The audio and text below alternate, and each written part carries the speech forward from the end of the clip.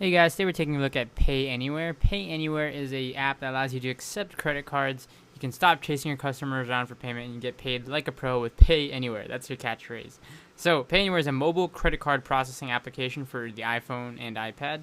In this case, we're looking at the iPad version. One of the big pros I really like about this is you don't necessarily have to sign up for an account right away. You can do what they have, it's called a test drive mode, to see if you really like the app and you want to sign up and go through the process of registering, putting in your details, all that good stuff. So this is the test drive account here, and you can see a really nice layout here. I really like how their thing is. It's really visual and really colorful. So in the middle here, you have your settings. So for example, let's say you're paying for breakfast, lunch, or dinner, one of your meals here. Let's say we're doing breakfast. And for example, let's say I got a bagel. I got, let's see here, I got a muffin, let's say. And, I also got, let's say I got 2 bagels. So you can see as I add items in, whatever the items are, in the bottom, for example, it adds them to the top here, and you can see I have the item, I have the quantity, I have the price, it gives me the line total, and at the very bottom here, it does all the math. It gives you the subtotal. It even does tax information of subtotal, so that's really nice. You can either add more or take away from the quantity. You can add your own custom items in. Again, you can give a description, type it in, say if it's taxable or not. Easily add those items in as you like.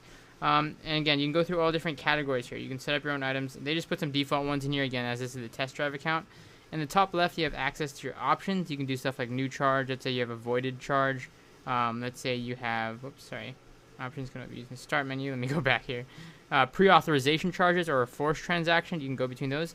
Under the menu here, what's really nice is they lay it out on your transaction so it's easy to see. So for example, your most recent transactions, all transactions reports, and you can see it gives you a really detailed, you can get a really super detailed report from today, yesterday, top items, etc.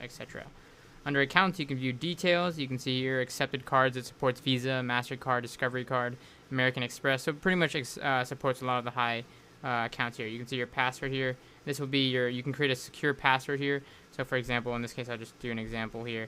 Again, that's just an example. Evidently, you'd want to make this really secure. That way, you can you protect this because it may have card information in it and stuff like that. So it does have that extra layer of security, which a lot of the other payment apps don't have.